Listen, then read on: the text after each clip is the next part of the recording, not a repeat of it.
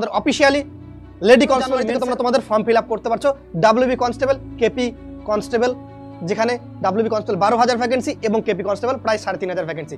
পুরুষ এবং মহিলা উভয় আবেদন করতে পারে। ভিডিওটা জয় হিন্দ বন্ধুরা, তোমরা দেখছো তোমাদের প্রিয় YouTube channel Maa online point. এই মুহূর্তে সবথেকে বড় গুরুত্বপূর্ণ আপডেট, তোমাদের অফিসিয়ালি লেডি কনস্টেবল মেন্সের অফিসিয়ালি অ্যাডমিট কার্ড প্রকাশিত হয়ে গেছে। কার কোথায় এক্সাম সেন্টার পড়লো মেন্স এক্সাম, সেটার অফিসিয়ালি ভেন্যু দিয়েছে। এবার পরের কথা হচ্ছে 18 জানুয়ারি থেকে তোমরা তোমাদের ফর্ম ফিল আপ করতে পারছো। ডাব্লিউবি কনস্টেবল, কেপি কনস্টেবল, যেখানে ডাব্লিউবি কনস্টেবল 12,000 ভ্যাকেন্সি এবং কেপি কনস্টেবল প্রায় 3,500 ভ্যাকেন্সি। পুরুষ এবং মহিলা উভয় আবেদন করতে পারে। ভিডিওটা ফলো করো, ওয়াচ করো প্রথম থেকে শেষ পর্যন্ত, তাহলে এই স্টেপগুলো ফলো করলে তোমরা ফর্মটা ফিল আপ করতে পারবে। তো চলো কি কি স্টেপ ফলো করতে হবে সেটা প্রথমে বলে দিই। দেখো, দেখতে পাচ্ছ আশা করি যে তোমাদের শিয়ালদা থেকে ধর্মতলা, কোথায়? শিয়ালদা থেকে ধর্মতলা যেতে হবে, তবেই ভ্যাকেন্সিগুলো বেরোবে, নাহলে কোনো ভ্যাকেন্সি বেরোবে না। একটু মাথায় রাখবে, কি কি দাবি রাখতে হবে সেটাও রাখবে। সবাই মিলে যদি যাও তাহলেই কিন্তু হবে। আরে কি করেছিল রেলওয়ে গ্রুপ ডি বোর্ডকে, কি করেছিল? বলেছিল দ্বিতীয় পরীক্ষা নেবে। ক্লাস 10 পাশে যে দুটো পরীক্ষা নাই, এটাও কিন্তু ঠিকঠাক না। ঠিক আছে, তোমাদের কতটি প্রসেস করাচ্ছে যাতে তোমাদের ভ্যাকেন্সিগুলো লেট হয় বা তোমাদের রিক্রুটমেন্ট প্রসেস অনেক বড় চলে, সেক্ষেত্রে কিন্তু তোমাদের দুটো করে পরীক্ষা হচ্ছে। দেখো, সেন্ট্রাল গভর্নমেন্টে কনস্টেবল রিক্রুটমেন্ট করে না, এসএসসিজিডি কটা পরীক্ষা করায়? একটা। রেলওয়ে গ্রুপ ডি করে না, কটা পরীক্ষা করায়? একটা পরীক্ষা করায়। ইন্টারভিউ আছে? কোনো ইন্টারভিউ নেই, কারণ রিক্রুটমেন্ট প্রসেস তারা ফাস্ট করতে জানে। ঠিক আছে, এটা মাথায় রাখবে। তো প্রথমত তোমাদের যেটা দাবি থাকবে, ঠিক আছে, যেটা তোমাদের দাবি থাকবে সেটা হচ্ছে, তোমাদের বলে দিই যে ডাব্লিউবি কনস্টেবল 2024 এবং Kolkata police constable new vacancy 2024। দেখো, 18 তারিখ থেকে যে ফর্ম ফিল আপ হচ্ছে শুরু, সেটার জন্য তোমাদের যেটা করতে হবে, 18 তারিখ থেকে কোনো ফর্ম ফিল আপ শুরু হচ্ছে না। জাস্ট বলেছি ভিডিওটা তোমরা যাতে তোমাদের বন্ধুদের মাঝে একটু হলেও শেয়ার করে দাও। কেন?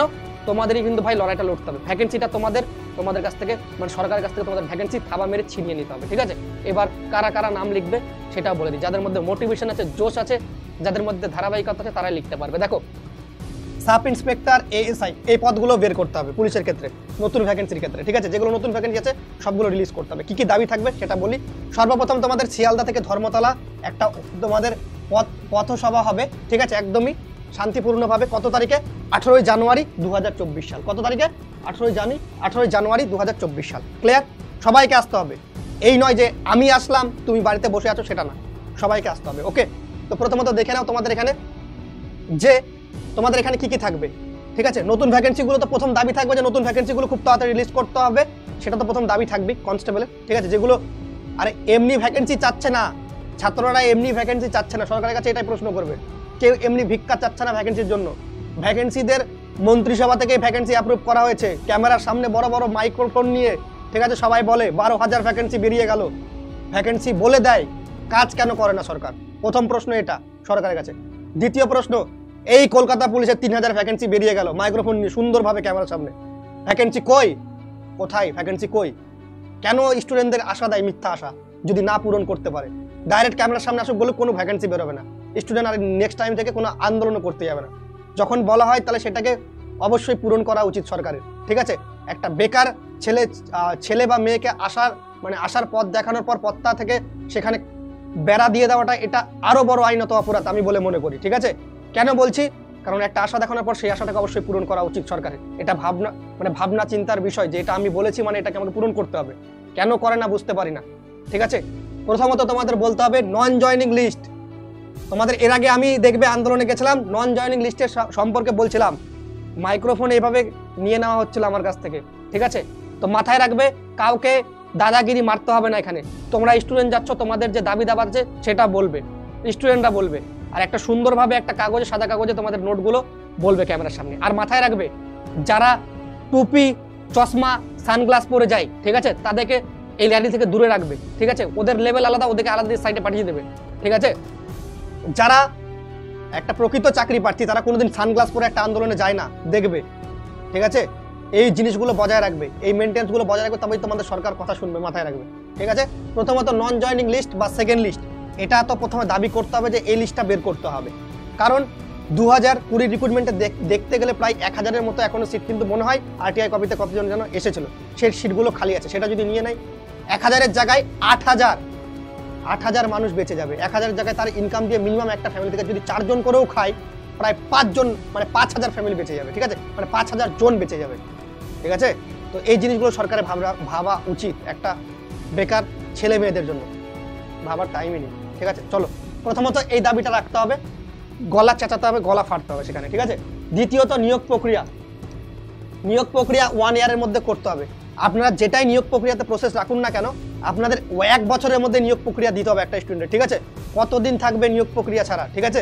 কারণ এই প্রিলিমস পরীক্ষা করছে 4 মাস ঝুলাচ্ছে, ফর্ম ফিল আপ করছে 4 মাস ঝুলাচ্ছে, এসএসসি জিডি হয় না, সেন্ট্রাল গভর্নমেন্টের এসএসসি জিডি হয় না, সেখানে দেখিয়ে দেবে। কারণ এগুলো হচ্ছে জরুরি ফোর্স। কি ফোর্স? জরুরি ফোর্স। তাদের কাছে এটা ক্ষমতা থাকে যে তারা 7 দিন পর, মানে আজকে রেজাল্ট দিল 7 দিন পর মাঠ করাতে পারে। আর কেন রেজাল্টটা তাড়াতাড়ি দিয়ে 1 মাসের মধ্যে দিয়ে 7 দিনের মধ্যে জয়েনিং করাতে পারে না? এটা তো জরুরি ফোর্স, অবশ্যই করাতে পারে। মাথায় রাখবে এই জিনিসগুলো, ঠিক আছে। উদাহরণ আছে, তোমরা দেখে নিতে পারো। এই যে লেডি কনস্টেবলের মাঠ হচ্ছে কত তারিখ থেকে? 13 তারিখ থেকে। পরীক্ষা কত? 21 তারিখে। এত তাড়াতাড়ি মাঠের পর পরীক্ষা নিয়ে নিচ্ছে, তাহলে জয়েনিংটা কেন করাতে পারবে না? সেটা বলো 1 নম্বর। তোমরা তো নিজেদেরকে প্রশ্ন করতে পারো না যে জিনিসগুলো কি হচ্ছে না হচ্ছে সেটা। 1 নম্বর নিয়োগ প্রক্রিয়া গেল। নন জয়েনিং এর সেকেন্ড লিস্ট, প্রথম নিউ ভ্যাকেন্সি, নন জয়েনিং, নিয়োগ প্রক্রিয়া। বয়স 27 থেকে 30 করতে হবে। এসআই আর এএসআই কি 27 থেকে 30 কেন করে না? রেলওয়ে দেখছো না আরপিএফ এর ক্ষেত্রে ভ্যাকেন্সি? আরে অবাক কাণ্ড যে কনস্টেবলের 30 বছর বয়স আর 27 বছর দিচ্ছে সাব ইন্সপেক্টরে। কেন 27 বছর থাকবে? এটা গ্র্যাজুয়েশন পাস করার পর এটা করে, এমনি তো কম বছর চান্স পায়। আরে এখানে আমরা রাজ্য সেবা করার জন্য একটা সুযোগ পাচ্ছি স্টুডেন্ট, সেখানে বয়স বাড়ালে কোন ক্ষতি? 3 বছর বাড়িয়ে দিক, একটা ছেলে অ্যাপ্লাই করবে, সেখানে লড়াই করবে এবং রাজ্য সেবার পদে যাচ্ছে। তো অবশ্যই করা উচিত, সরকারকে এগুলো ভাবা উচিত, ঠিক আছে। তোমরা সেন্ট্রালের ক্ষেত্রেও দেখবে যে কনস্টেবল আর এসআইয়ের বয়স কিন্তু সেমই থাকে, ঠিক আছে। কোনো জায়গায় এসআইয়ের বয়স কিন্তু কম আমি দেখতে পাই না, শুধুমাত্র ওয়েস্ট বেঙ্গল পুলিশের ক্ষেত্রে। আর সব থেকে বড় মুর্দা যে টপিক, সেটা হচ্ছে আমাদের যে বোনেরা আছে যারা বর্ডার সিকিউরিটি ফোর্স। আমি তো বর্ডার সিকিউরিটি ফোর্সে ছিলাম, ঠিক আছে। এইভাবে বর্ডার গার্ডের সিনা তানকে, ঠিক আছে, দাঁড়ায় আছে কততে হাইটে জানো? একটা পাকিস্তানের সাথে লড়াই করে সামনের দিকে, বর্ডারের সামনে অন ফেস দাঁড়ায়, ফেস টু ফেস, আজা পাকিস্তান দেখ লেঙ্গে। তো কততে হাইটে করে? 157 হাইটে করে। আমাদের ওয়েস্ট বেঙ্গল পুলিশ বাপ রে বাপ 160 সেন্টিমিটার করে রাখছে। আজ পর্যন্ত মনে হয় কোনো জায়গায় লেডি কনস্টেবল 160 সেন্টিমিটার নাই। এটা কেন করছে? কেন 160 ছাড়া কি 157তে যারা আছে তারা কি আমাদের রাজ্য সেবা করতে পারবে না? পারবে না করতে? তো এটাকে অবিলম্বে এটাকে ক্রস করা উচিত, ক্রস করে 157 সেন্টিমিটার করতে হবে। এই দাবিটাও রাখবে। যখন সবার জন্য দাবি রাখবে তো এই দাবিটা অবশ্যই রাখবে, ঠিক আছে। এই দাবিগুলো মানতে সরকার রাজি আছে যদি তোমরা ঠিকভাবে সেখানে তোমাদের আন্দোলনটাকে তুলে ধরতে পারো ক্যামেরার সামনে। সমস্ত স্টুডেন্ট বলবে, সমস্ত স্টুডেন্ট একজোট হয়ে বলবে এবং সবগুলো সাদা পেঁচে বলবে, ঠিক আছে। এই যে নতুন ভ্যাকেন্সি থেকে শুরু করে প্রথমত তোমাদের বলতে হবে যে ডাব্লিউবি কনস্টেবল কলকাতা পুলিশের আর সাব ইন্সপেক্টরের এই ভ্যাকেন্সিগুলো অ্যাটলিস্ট সবগুলো রিলিজ করতে হবে খুব তাড়াতাড়ি, উইথিন 20 দিনের মধ্যে, ঠিক আছে। 20 দিন আমরা প্রসেস করার জন্য টাইম দিলাম, 20 দিনও অনেক দিন বেশি হয়ে যায়। 10 দিনের মধ্যে বের করতে বলবে ভ্যাকেন্সিগুলো সরকারকে। সামনে ভোট আছে, সরকার শুনতে বাধ্য, ঠিক আছে। অনেক দিন হয়ে গেছে, তোমাদের মাথায় রাখবে। দ্বিতীয় নাম্বার, যে নন জয়নিং সেকেন্ড লিস্টের ক্ষেত্রে নন জয়নিং সেকেন্ড লিস্ট সেটা প্রকাশিত করতে হবে। কেন পিএসসি করছে না? আমাদেরই তো পিএসসি, ডাব্লিউবি পিএসসি করলো না, তোমাদের ক্লার্কশিপের টাইপিং টেস্টে দিচ্ছে তো। একটা উদাহরণ তো দেখাতে পারবে, 1 নম্বর উদাহরণ দেখিয়ে দিলে, ঠিক আছে। নিয়োগ প্রক্রিয়া দ্রুত করতে হবে। নিয়োগ প্রক্রিয়া দ্রুত করছে না SSC, staff selection commission, central government, SSC GD করছে না, সেটা উদাহরণ দেখাবে। প্রত্যেকটার ক্ষেত্রে একটা করে উদাহরণ দেখাবে যে ক্যামেরার সামনে ফেস হবে। বয়স 27 থেকে 30 এসআই এএসআই। যদি বলে বয়স সাব ইন্সপেক্টর 27 কেন থাকবে? কনস্টেবলে 30 করেছে মানে সাব ইন্সপেক্টরও 30 করতে হবে। উদাহরণ দেখাতে পারবে এসএসসি, সিপিও, আরপিএফ, এসআই দেখাতে পারবে উদাহরণ, সেটা বলে দেবে। বিএসএফ, সিআরপিএফ এগুলোর ক্ষেত্রে বলে দেবে, ঠিক আছে। এটা উদাহরণ গেল। আর কনস্টেবল, লেডি কনস্টেবলের ক্ষেত্রে তোমাদের বলে দিই, লেডি কনস্টেবলের ক্ষেত্রে কি তোমাদের করতে হবে? কত হাইট করতে হবে? 157 সেন্টিমিটার। সেটা উদাহরণ দেখাতে পারবে কোথা থেকে? সেন্ট্রাল গভর্নমেন্টের এসএসসি জিডি, বিএসএফ, সিআরপিএফ, ঠিক আছে। তাদের তো সেম হাইট রয়েছে না, তো তোমরা এই উদাহরণগুলো দেখাবে।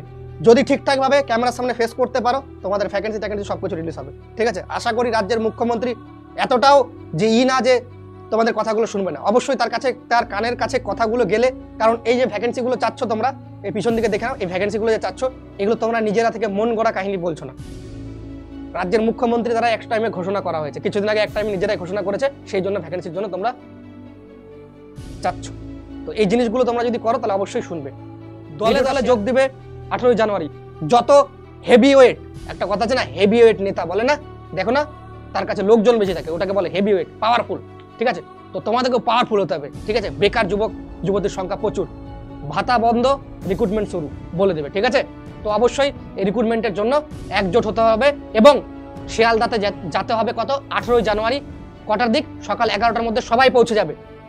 যত বেশি হবে, যত ক্যামেরায় তোমরা বলতে পারবে সমস্ত কথা, তত তাড়াতাড়ি তোমাদের সমস্ত কথা রাজ্যের মুখ্যমন্ত্রী অ্যাপ্রুভাল করে তোমাদের আমি বলে দিচ্ছি, শুনে নেবে। ঠিক আছে, আশা করি রাজ্যের মুখ্যমন্ত্রী এতটাও বাজে নয়, অনেক ভালো, তার কানের কাছে যদি কথাগুলো যায় অবশ্যই বেকার যুবক যুবতীর কথা শুনবে, এটুকু বলে রাখলাম। তো সবাই ভালো থেকো, সুস্থ থেকো, জয় হিন্দ, জয় ভারত, বন্দে মাতরম।